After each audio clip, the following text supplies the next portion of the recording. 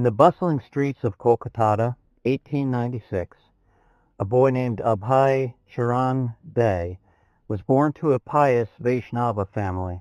His father, Gaur Mohan Dey, ensured that his upbringing was steeped in devotion to Krishna, while his mother provided love and stability.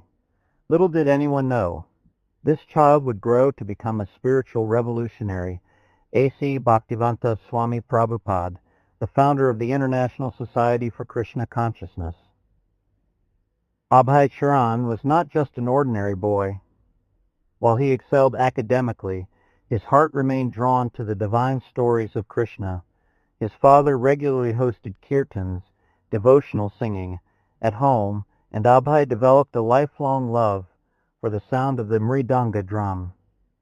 Yet, like many young men of his time, he pursued a modern education at Scottish Church College, where he studied English, philosophy, and science. After graduation, Abhay married and worked as a pharmaceutical businessman. However, the spiritual spark within him never dimmed. He often reflected on life's deeper purpose, questioning the materialistic pursuits of the world.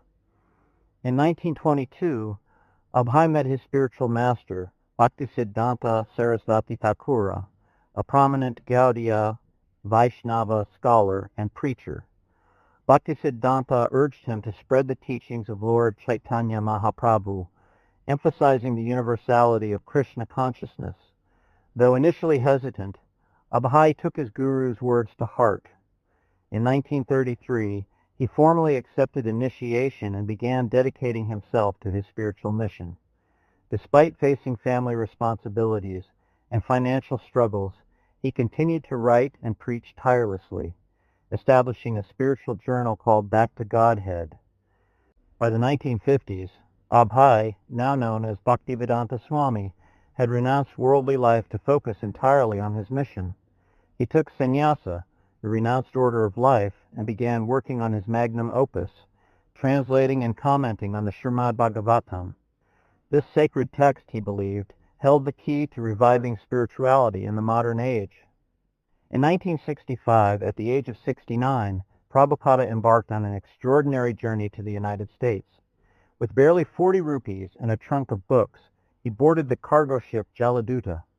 The journey was perilous. He suffered 2 heart attacks during the voyage, but remained steadfast, convinced that Lord Krishna's will would prevail. Landing in New York City, Prabhupada faced immense challenges.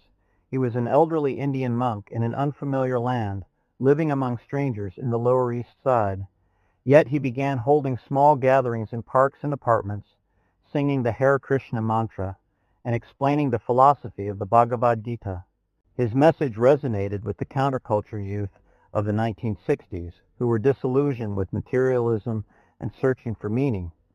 Prabhupada's charisma, wisdom, and unwavering faith inspired them to embrace a life of devotion. In 1966, he formally established ISKCON, an organization dedicated to spreading Krishna consciousness worldwide. It started humbly. Within a few years, ISKCON temples, farm communities, and cultural centers began sprouting across the globe. Prabhupada's tireless efforts bore fruit as millions of people, regardless of race, nationality, or background, joined the Krishna consciousness movement. He traveled extensively, circumnavigating the globe 14 times in 12 years, delivering lectures, initiating disciples, and overseeing ISKCON's rapid growth. Under his guidance, ISKCON became known not just for its spiritual teachings, but also for its vibrant festivals, delicious vegetarian prasadam, and humanitarian efforts, such as the Food for Life program. Srila Prabupada passed away in Vrindavan in 1977, surrounded by his disciples chanting the holy names of Krishna. By then, he had left an indelible mark on the world. He had translated and written over 70 volumes of Vedic scriptures, making ancient spiritual wisdom accessible to modern readers. His movement had established over 100 temples and inspired countless individuals to lead lives of devotion. Today, Srila Prabhupada's legacy lives on through ISKCON, which continues to grow and thrive. His teachings remind the world that spirituality transcends boundaries and the simple act of chanting the Hare Krishna mantra can bring profound joy and liberation. Srila Prabupada was more than a spiritual teacher. He was a visionary who transformed lives and revived an ancient tradition in a modern context. His journey from the streets of Kolkata to the global stage is a testament to the power of faith, perseverance, and divine grace. His life's work continues to inspire millions to seek the eternal truth and connect with the divine.